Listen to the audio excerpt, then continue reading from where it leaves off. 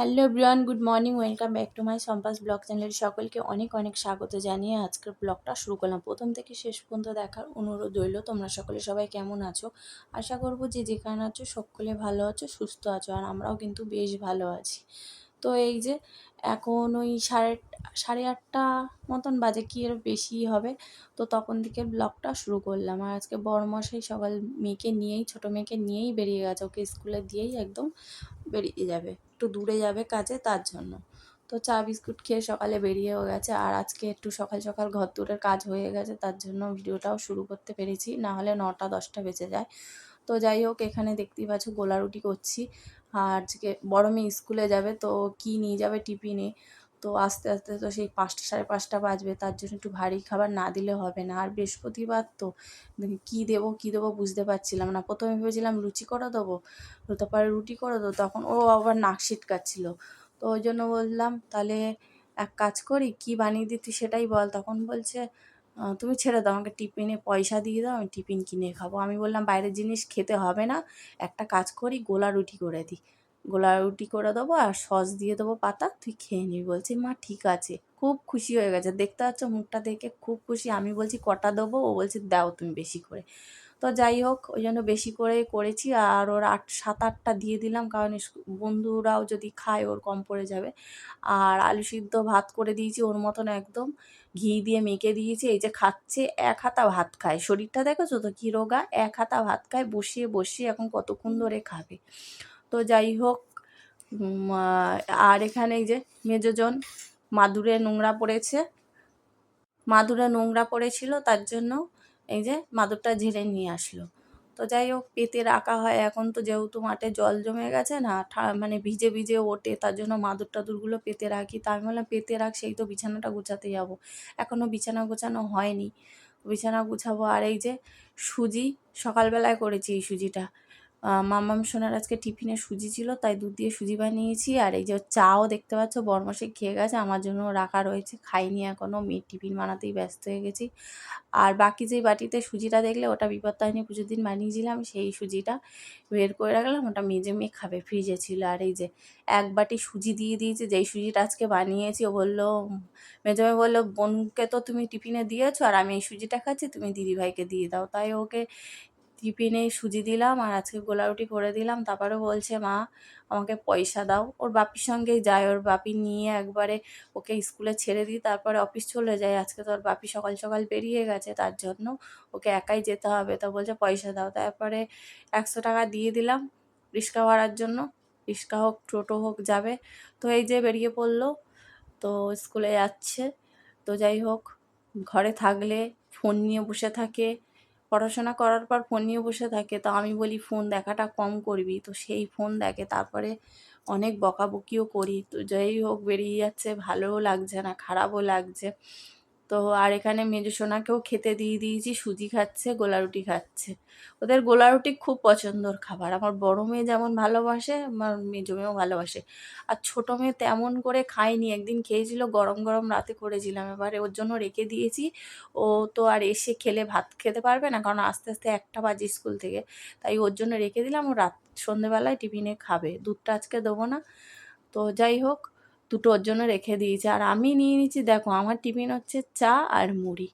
আর কি খাবো বুঝতে পারছি না, আসলে পেটটা এত ব্যথা করছিল না, কিচ্ছু খাইনি, জল খেয়েছি, ওষুধ খেয়েছি, সকালে যে ওষুধগুলো থাকে আমার, সেগুলো খেয়ে নিয়েছি খালি পেটে, দিয়েই কাজ করছিলাম। আর এখানে এখন খেয়ে নিলাম, খেয়ে নিয়ে তারপরে মেয়ে তো বেরিয়ে গেছিলো তো আগেই, তারপরেই আমি খেলাম। তো এখন আমি যেখানে চলে এসেছি ওপরের ঘর পরিষ্কার করতে, বৃহস্পতিবার করেই আমি ওপরের ঘরটা আর কি পরিষ্কার পরিচ্ছন্ন করি। থাকা হয় না যেহেতু, ওই জন্য রোজ করি না, প্রত্যেক বৃহস্পতিবার এসে পরিষ্কার করি। তো এই যে এখন নোংরা হয়ে গেছে, এইগুলো এখন করছি পরিষ্কার। আর বলো না, টিকটিকি আমাদের ঘরে এমন এক একটা বড় বড় সাইজ, যেন কুমিরের বাচ্চা দেখলে লাগবে। আর সেরকম পটি করে ভর্তি করে রেখে দেয়, যা না নোংরা হয়, সত্যি কথা বলতে নোংরা তো সেরকম হয় না, মেয়েও আসে না, কেউই আসে না। তো যাই হোক, নোংরাটা শুধু দেখো এই টিকটিকির পটিই ভর্তি। তো যাই হোক, টিকটিকির পটিগুলো এখন ঝেড়ে ঝেড়ে পরিষ্কার করে জায়গা করছি। আর এই ঝাঁটার এগুলো ভেঙে যাচ্ছে, নতুন ঝাঁটা এনেছে, নতুন ঝাড়ুটা দিয়ে এখন ঝাড়ু দেবো না, কারণ কেন বলো তো, এই ফুলগুলো পড়তেই থাকবে, রোদ খাওয়াতে হবে কদিন ধরে, তারপরে। তো যাই হোক এই জন্য পুরোনো ঝাঁটাটা দিয়েই ঝাড়ু দিচ্ছে, আর এইগুলো খালি ভেঙে ভেঙে যাচ্ছে। তো যাই হোক ঘর দুয়ার পুরো একদম পুরো গুছিয়ে নিয়েছি, এই যে ঝাড়ু ফাড়ু দিয়ে নিয়েছি, আর নিয়ে এই যে এখনটা পেতে দিলাম। আর পাপোশ টাপোশ কেনা হয়নি এখনও।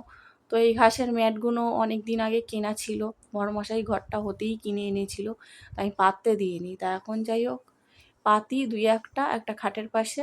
আর মেয়ের ঘরে খাটও হয়ে গেছে, খাট আলমারি এসে গেছে।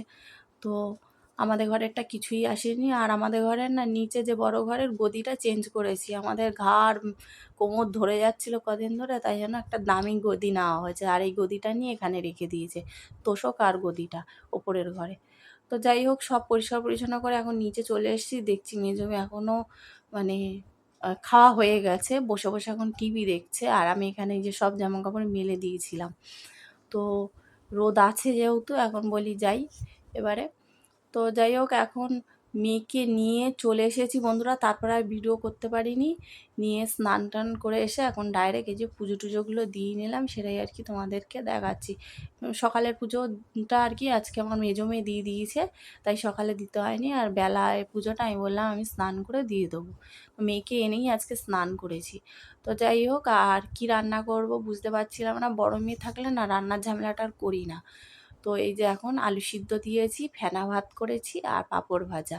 তো চলো এই খেয়ে দিয়ে নিয়ে এখন আবার সন্ধ্যের সময় দেখা হবে, সেটাই বলছিলাম। তো খুব খিদে লেগেছে, চা আর মুড়ি খেয়ে কতক্ষণ থাকা যায়। তারপরে এই যে বৃহস্পতিবার বলে কথা, পুজো তো দিতেই হবে। বরমশাই না ফুল আনতে ভুলে গেছে, না সময় পাইনি আমি জানি না। তো কিছু ফুল ছিল, বিপত্তারিণী পুজোর দিন অনেক ফুল আনা হয়েছিল, সেই ফুল দিয়ে আর গাছের আমসরা পেরে পুজো দিলাম। ঘটে কলা দেবো ভেবেছিলাম, কলাটা দিতে পারিনি, ছিল নরম হয়ে গেছে আর দিইনি।